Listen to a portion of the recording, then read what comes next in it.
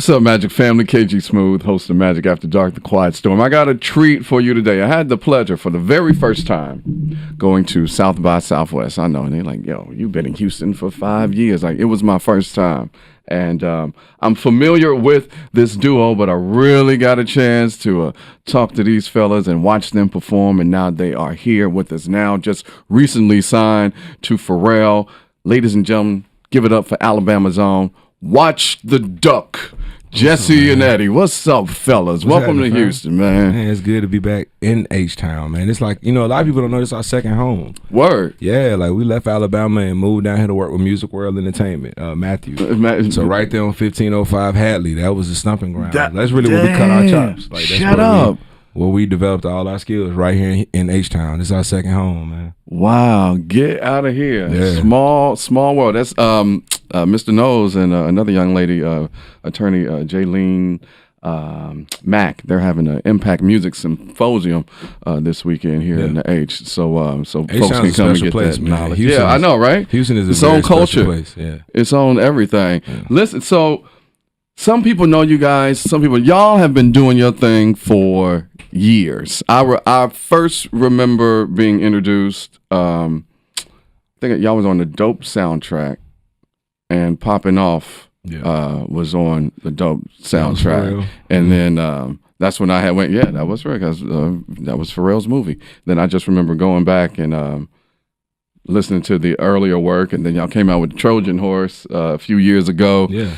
And now you're back with There You Are, which is your new single, which we'll get into that a little later. But tell the people your journey, because I feel like y'all been popping up like the Jack in the Box, like, hey, we here, we got it. And then you're gone for a minute, and you pop back up. And then, so tell us your story. Tell us your story. We do kind of treat the world like the Matrix. We pop in and out when we want to.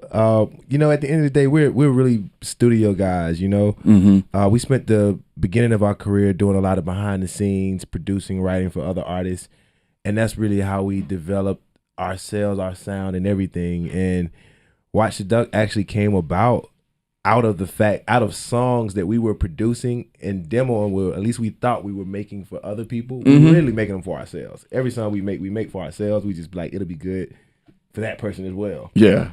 And in the midst of all of it, you know, people will be recutting these songs, but they wouldn't always sound the same, you know? And one day it hit us that, yo, why are we, with Jesse sounding the way he sound, like, why are we trying to get people to recut it? Like, why isn't it just done? Why isn't, you know, at that point we was looking at ourselves as only producers and writers, and then Popping Off was really like the start of it for us to be like, let's actually put something out. Yeah. That we're not trying to make a placement on somebody else's album. So yeah, I love that. So and then we work on our craft all the time. Even our disappearing, we're always evolving our sound.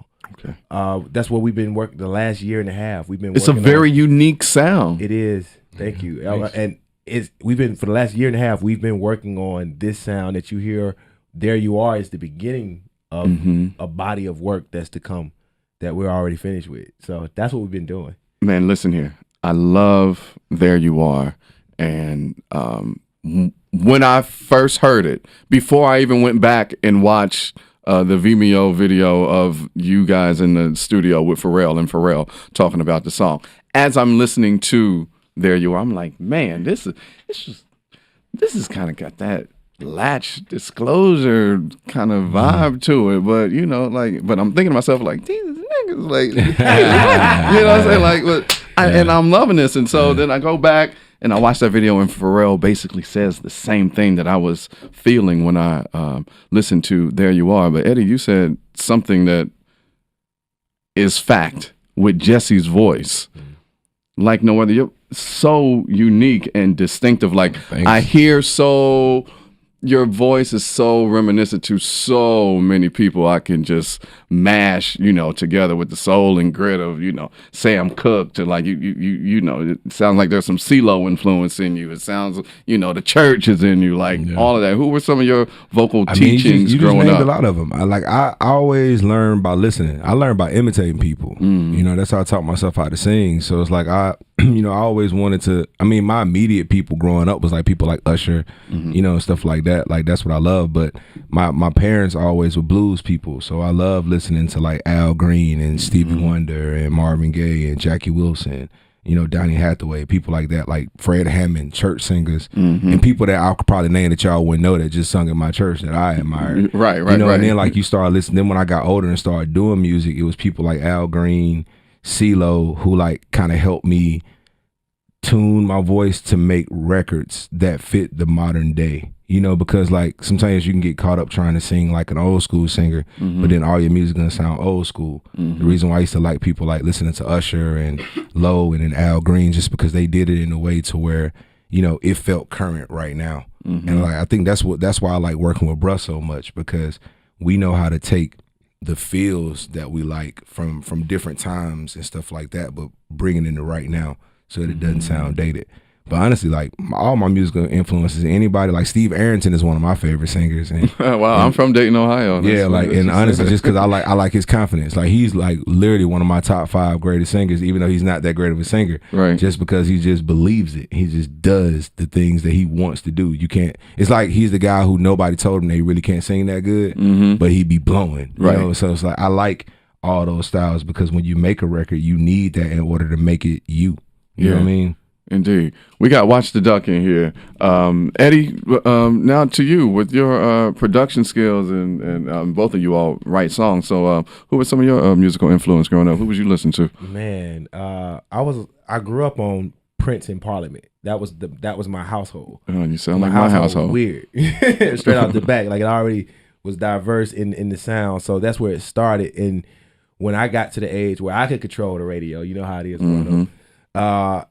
I discovered people like Timbaland, and that was a big one for me because I got to give it the Dungeon Fam and what they were doing with the Outkast records, and then Pharrell came on. You know, it's many books, and then I got to give it up to Quincy Jones. Oh, the GOAT. Yeah, cue the GOAT. and Jimmy Jam and Terry Lewis, like just sounds to where. Cause you know, growing up as a dude, you playing sports and all of that, like R&B kind of hit you later, because you know you trying to be hard and all that, you guys like, man, I don't listen to love songs, you know what I mean? But you do, but those guys, they caught me off guard, you know, like they drop records to where, or I'll hear songs and I'll be like, yo, that's, cause I was in the rhythms, I was in the sounds, and you know, Prince was just. The first movie I ever saw in my life was Purple Rain. So, like watching that, because my mom was a huge Prince fan. It was like the only R-rated film she would let me watch. So that's why that happened that way. But no, I got a story about growing up and going to see Purple Rain at the movies with my parents and her friends. Like they were mad young, but that's a whole the one that gave you a pass on because it was Prince. But yeah, so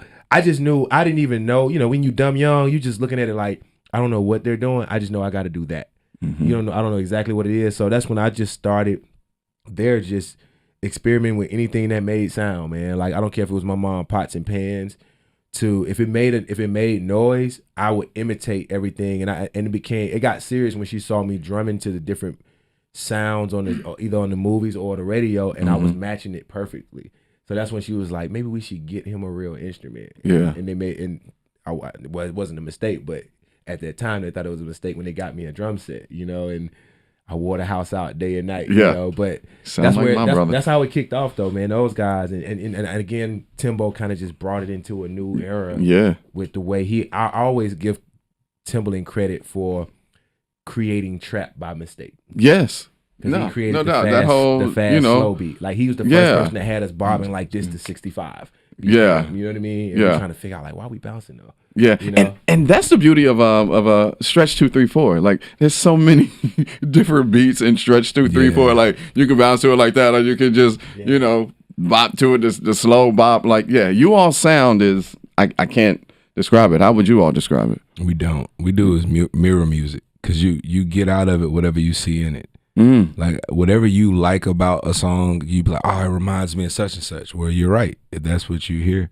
you know, it's in there. Because like it's just like There You Are. When we made There You Are, we were just jamming to it, because we don't think about songs when we make them. You know, we just make them. Create. And then you think about it later and be like, oh my God, I hear that influence. Like it made me hear MJ. It made me hear, because like one of my favorite songs by Michael Jackson is hard to pin down one, but one of my favorite songs by him of all time is The Way You Make Me Feel. Like I love that song by Mike. And then when I listen to There You Are, I hear that in it. You know what I mean? It's like, but it wasn't like, oh, we want to make something like the way you make me feel. Nah, it's like it was just a vibe. You just be surprised what's in your subconscious sometimes and what comes out. And then you hear something back and be like, wow, this makes me feel like this. Ooh, I think we got a good one. You know, because if it feels like that, then that's a good thing to feel like. You know what I mean? And just stuff just comes out because it's in there. Interesting fact, too, on that note. We made There You Are in Jimmy Jam and Terry Lewis' old studio. Wow. But we didn't know it was their old studio until after y'all did. Yep. Yeah. Didn't know. We just thought that was like, once we heard it, we was like, see, that's why. That's why. The spirit. Right. Wakanda. Wakanda Forever. Yes, indeed. Watch the duck in here. How did you guys meet? School. Yeah, school. Drumline. Symphonic band, to be honest. Like, straight. This is middle school, junior high. Seventh grade. Symphony. So what instruments do you play, Jesse? Drum. Well, I started on drums. My main instrument is guitar. I love to play and sing and write on my guitar. But I started as a drummer. Yeah. Okay. And Eddie? You the drums. Yeah, I seen you. I started as a drummer and then picked up like bass guitar and dabbled a little bit on keys and just kind of made myself a jack of all the instruments, but a master of none of them. Right. But enough to get all these sounds that plays in my head over and over and out, you know. Jack of all trade, master of none. Yes. Yeah, definitely get that one. Man, this is Watch the Duck. I'm having a great time. I hope that you all are enjoying this interview as well. Fellas, tell the people some of the songs that you all wrote and produced that are out there. That's probably maybe one of their favorite songs. Well, I mean, it's a few of them. It's one of them. We really don't like to talk about the past too much, but I'll give you one that you probably know. It's called "Why Don't You Love Me" by Beyonce. We did some stuff with Solange, G Shit with Tip and Jeezy. Did some stuff with Schoolboy Q on his last album. I know I'm leaving stuff out. No, it's all good. But yeah, like just. Man, really, it just be a blessing when you do work with people. Because a lot of times, like, you find out that something is coming out and you may have forgotten about the record or you did it like a year ago with somebody. Because I don't think the people understand how much artists work. Yeah. Like every artist that you like, when they put out a mixtape or album, like you get 10, 11 songs, man, that artist recorded 150 records. Right. And had to do that process. Oh, and you might have moved on and be like, oh, they're not going to use that song. And then you get an email one day like, yo, man, we're going to use this record. And you're like, oh, shoot, that's what's up, man. Right, I didn't know you really like that song anymore. I wrote that song 3 years ago. Yeah, but I mean, but honestly, that's how it goes. It's not even like, it's just like, man, you make something and you keep moving. Right. Like, because everything that you make at that time is your favorite song. Right. Until you make something else, you know, and then you forget about it and be like, oh, that was jamming, huh? Yeah. You know, so I mean, stuff like that, and we got like some new stuff that's coming out with other people as well. Like, I'm really excited about one of them that's dropping in April, man. I ain't gonna say it because I want him to say it, but it's just a legend and the OG that we always love that we got a chance to work with a couple of years ago, Eddie, and we've done a lot of songs with him. But well, I'm a bad refrigerator. I'll spill it.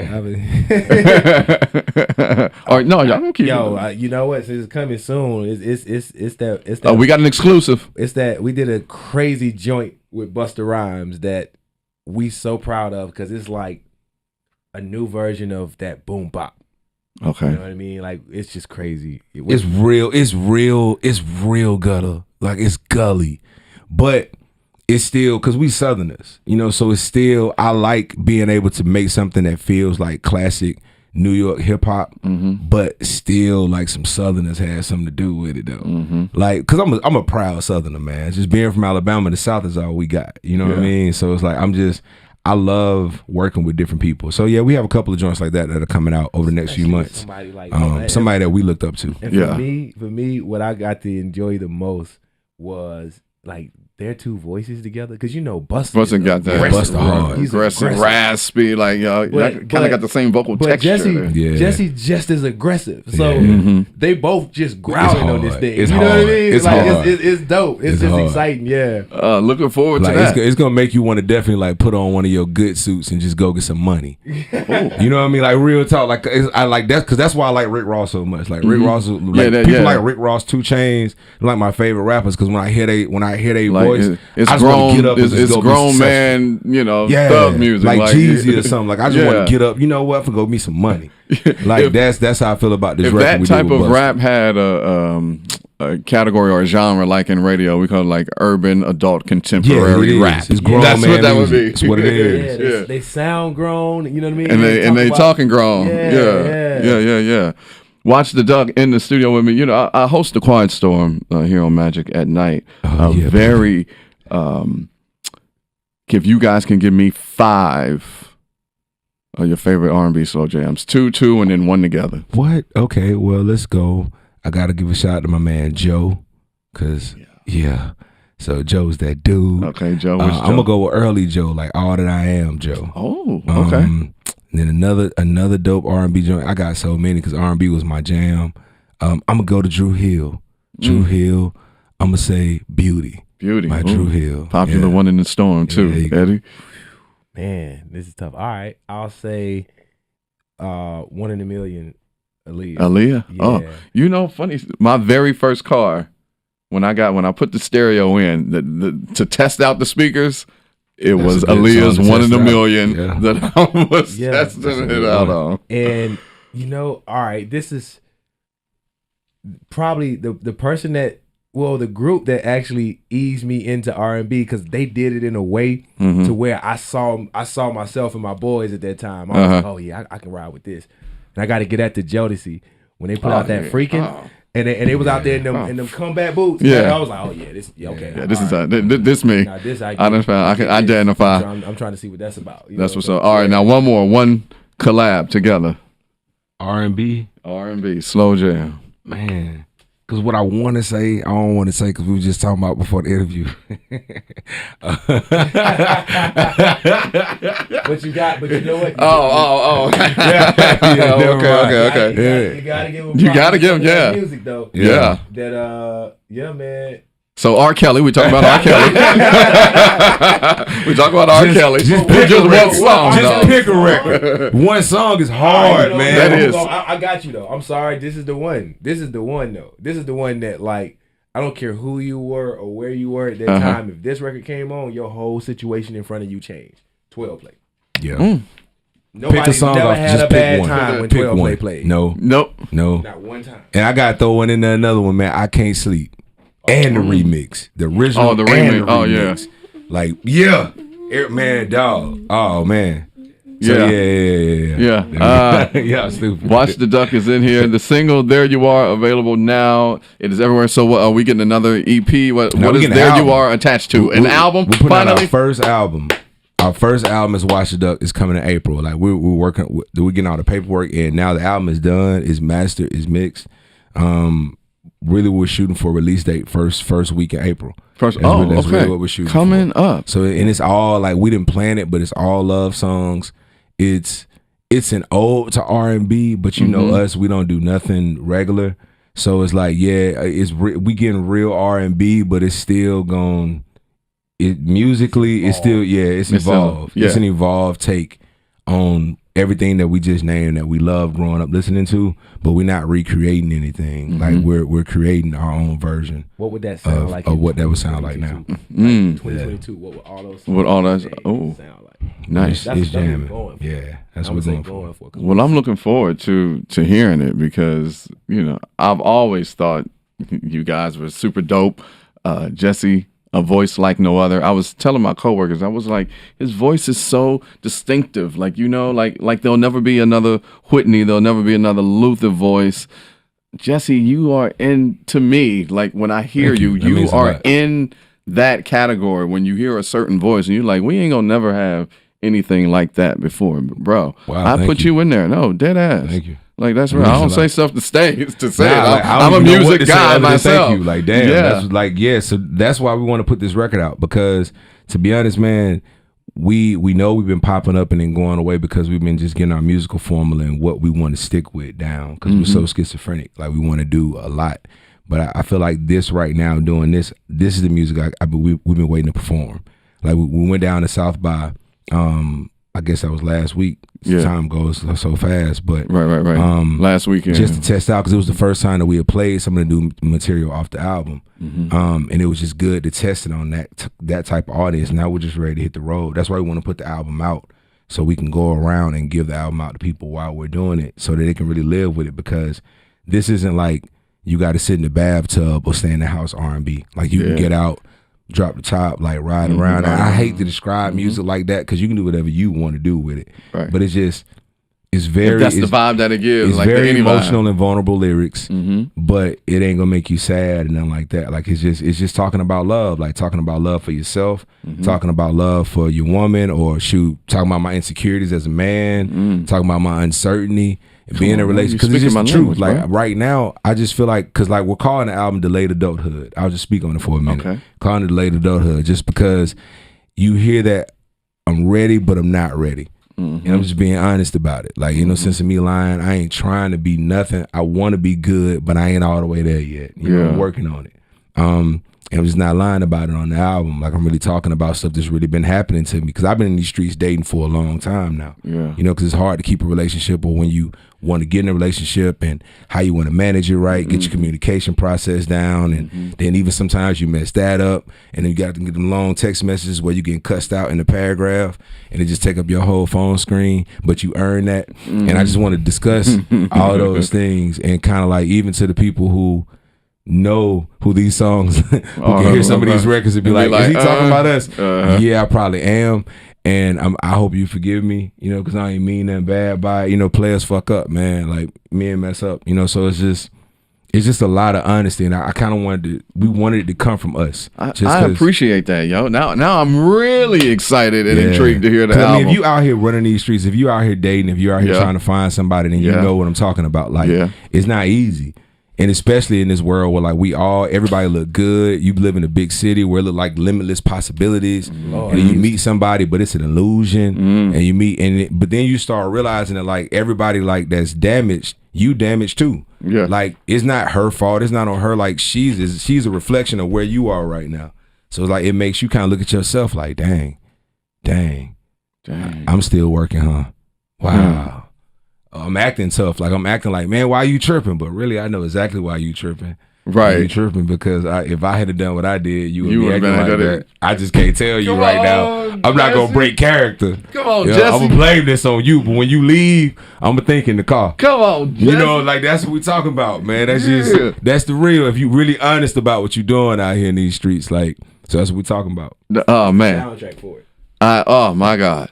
You got me hyped now, bro. Because that's some real. Because it's real. It's real life. It's real, man. Something that I'm going through currently right now. Like, so that's why I am anxious to hear this body of work. Yeah, well. Go check them out. Check out the new single. There You Are. The video is available. Some great choreo, by the way. I was wondering if by the end, I was like, I wonder if he's going to do a little something. Yeah. There You Are. The video is available now. We're going to look for the album. What was it called again? Delayed Adulthood. Delayed Adulthood. This is Watch the Duck. I know people are like, how did they get the name Watch the Duck? Oh, well, that's easy. Everybody sees a duck swimming on top of the water, but nobody pays attention to how hard his feet are kicking to push him forward. So if you got a dream and you just trying to not let the left hand know what the right hand is doing, then you are watching the duck. And there you have it. And there it is. Eddie and Jesse of the R&B duo, Watch the Duck. Watch the mother. And please don't watch me, watch the duck. Hey, fellas, thank y'all for stopping through, man. Eddie, my guys, Watch the Duck. Check out that video, right? As a matter of fact, it's gonna be right up under this post, you know. So I'll see you on the radio, Magic Family.